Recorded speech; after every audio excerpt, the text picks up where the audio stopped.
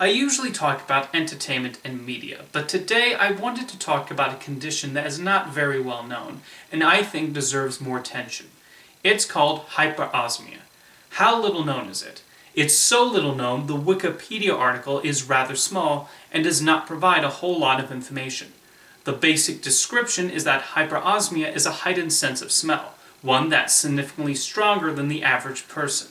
Smell someone else might not react to can sometimes have a severe negative or even nauseous reaction from someone who has hyperosmia. Before I talk in depth about the subject and my personal experiences, I want to say up front I'm not a doctor or medical professional.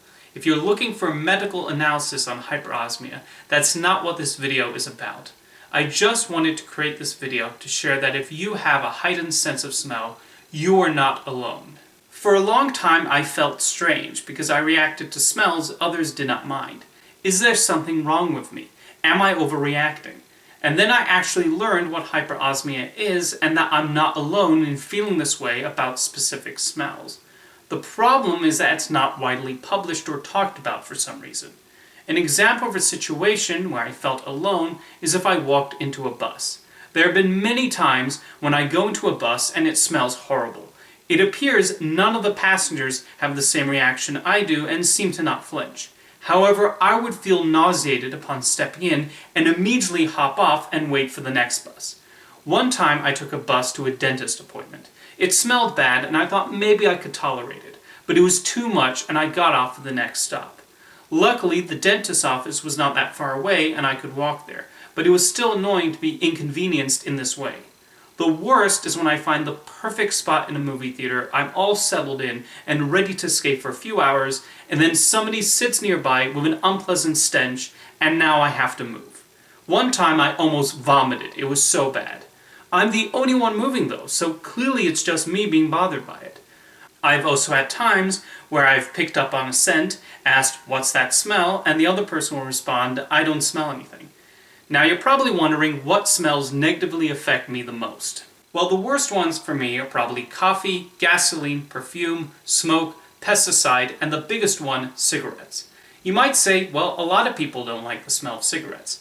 Yes, but it seems many tolerate them more than others. This goes back to my bus example. Walking onto a bus where a passenger or even the driver smells like cigarettes feels like being punched in the face for me.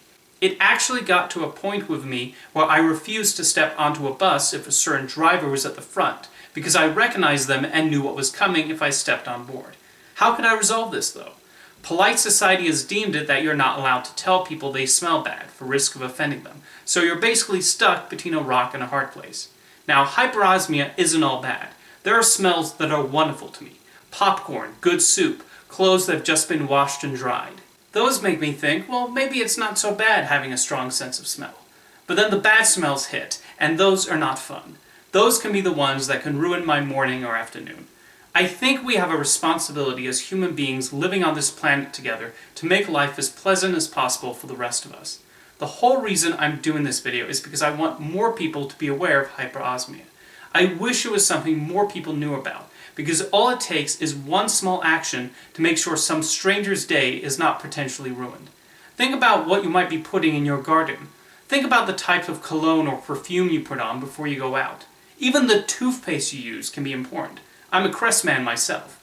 And if you're a smoker, I'm not going to tell you to stop smoking. I know it's a hard habit to break, especially if you got into it young. However, maybe think about where and when you decide to pull out your cigarette. If you're inside of your house or apartment, do whatever you want. I don't care. Additionally, I'm not a fan of airports, but one thing I'm thankful for is that it takes so long to get to the flight, any smell you potentially have is gone once you're in your seat. But maybe don't smoke before entering public transport like a bus or a subway, or before going into an enclosed space like a theater or an elevator. Just a few suggestions. So if you have hyperosmia, I want you to know you're not alone and you're not strange anytime you smell something others don't. Write your own experiences in the comments, and thank you for watching.